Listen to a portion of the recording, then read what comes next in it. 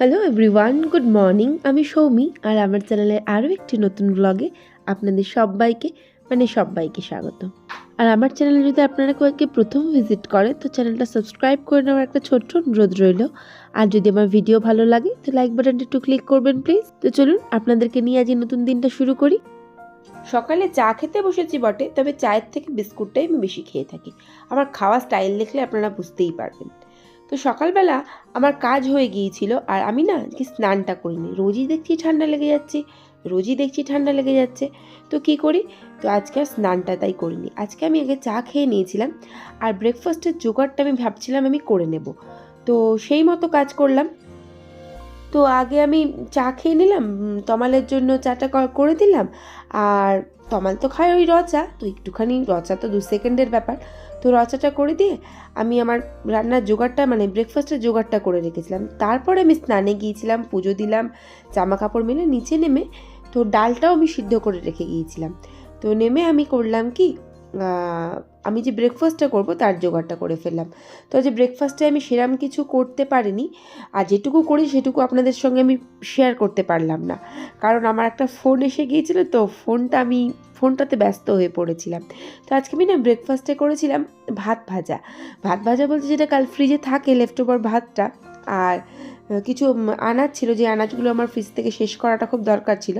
তো সেই সমস্ত আনাজগুলো দিয়ে সুন্দর করে একটু ভাজা করে একটু লঙ্কা, হলুদ, একটুখানি চাট মশলা ইত্যাদি দিয়ে আর ওই ভাতটা ঢেলে আমি রান্নাটা কমপ্লিট করে ফেলেছিলাম, যেটা আমি আপনাদের সঙ্গে পুরোটা শেয়ার করতে পারলাম না।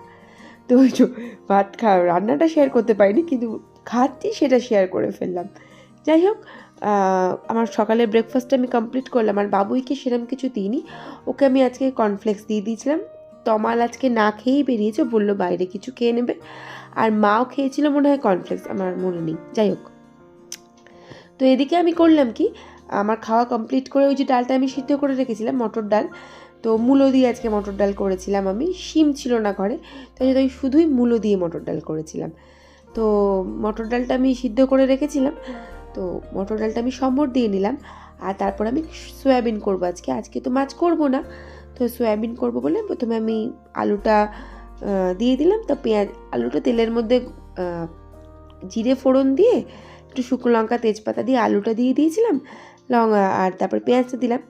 এবার সয়াবিন রান্নার কাকি শেখাবো, সয়াবিন রান্না আমরা সবাই পারি।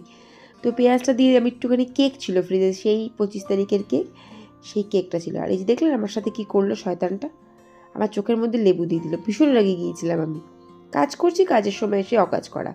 তো যাই হোক, আমি এরপরে সয়াবিনগুলো এক এক করে দিয়ে দিলাম।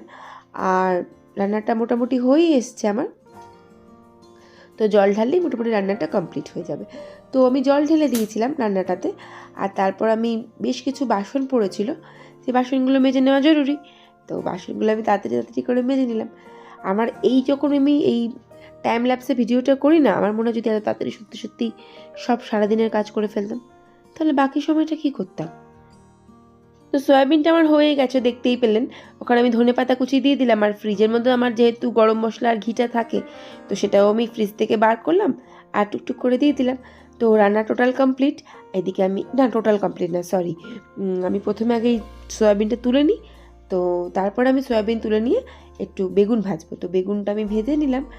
আর অসুবিধা হবে না, মাইক্রোওভেনে একটু গরম করে দেবো। যদিও বা একদম মচমচে ভাজার স্বাদ পাওয়া যাবে না, আর তমাল যেহেতু বড্ড বেলায় আসে না, তখন আর আমার বেগুন ভাজতে ভাল লাগে না। যাই হোক, তো আমি করলাম কি, রান্নাবান্না টোটাল কমপ্লিট করে ফেললাম। আর এদিকে একটুখানি রান্নাঘরটা একবার ঝাঁট দিয়ে নেব। তো রান্না যেহেতু দেখছি হয়েই গেছে মোটামুটি, তো মোটামুটি না, টোটালি কমপ্লিট হয়ে গেছে রান্না। তো আমি ভাবলাম চলো ঘর দোরটা ঝাঁট দিয়ে ফেলি, দিয়ে আমি একটুখানি ছাদে যাব। ছাদে হয়তো রোদ নেই, তবে ঠাকুর ঘরের ওখানটা রোদ পড়বে। তো ওখানটায় আমি একটু বসে ওই যেটুকু রোদ আসবে বা আসবে না একটুখানি বসবো। তো ছাদে এসে দেখছি আজকে বেশ হাওয়া দিচ্ছে ছাদে। তো বসে একটু ফোন ঘাঁটছিলাম। তা বললাম চলো জামা কাপড়গুলো এবার তুলে ফেলা যাক। আর এত হাওয়া দিচ্ছে আমার আর ভাল লাগছে না। তারপর দেখবো হাওয়ার চোটে আমার ঠান্ডা লেগে গেল, গিয়ে আমার হয়ে গেল গলা ব্যথা, মাথা যন্ত্রণা, কোমর যন্ত্রণা, ও এক বিরক্তিকর ব্যাপার হয়ে যাবে। তো এক এক করে জামাগুলো আমি তুলে ফেললাম। তো কিছু জামা ছিল ভেজা, অল্প ভেজা সামান্য, তো যেটা আমি গোছানো যাবে না, তো সেগুলো আমি ব্যালকনিতে মেলে দিয়ে যাব। তো তো সকালের মানে দুপুরের সমস্ত কাজ কমপ্লিট করে আমি সন্ধ্যাবেলা একটুখানি ঠাকুরকে সন্ধ্যাটা দেখিয়ে নিলাম। তো ওপরে দেখানো হয়ে গিয়েছিলো, ওটা মা করে দিয়েছিল, আর আমি নিচের ঘরে একটু ধূপ মোম দেখিয়ে দিলাম। তো সন্ধ্যায় কী রান্না করবো সেটা নিয়ে একটা হেডেক থেকেই যায়। তো আজকে যদি আমি ভেবেই রেখেছিলাম যে বেগুন পোড়াবো, আর শীতকালে মাঝে মধ্যেই বেগুন পোড়া খেতে হয়, নাহলে বেগুন কিন্তু পাপ দেবে। তো যাই হোক, বেগুনটা আমি পুড়িয়ে নিয়েছিলাম, আর একটু পেঁয়াজ, লঙ্কা, ধনেপাতা, সর্ষের তেল, লবণ, এই দিয়ে আমরা বেগুনটা মেখে থাকি। অনেকে রসুন দেয়, তবে আমি দিই না। যাই হোক, বেগুনটা পুড়িয়ে নিলাম, আর এদিকে বাবুই না পড়ে চলে এসেছিল, আর বেশ রাত হয়েছে। আর আমাদের এখানটা দেখছেন কি সুন্দর সাজিয়েছে, যদি আমি কালকে দেখাবো আপনাদেরকে পুরো ভিডিওটা। তো ব্লগটা এখানে শেষ করলাম। ভালো লাগলে প্লিজ পাশে থাকবেন।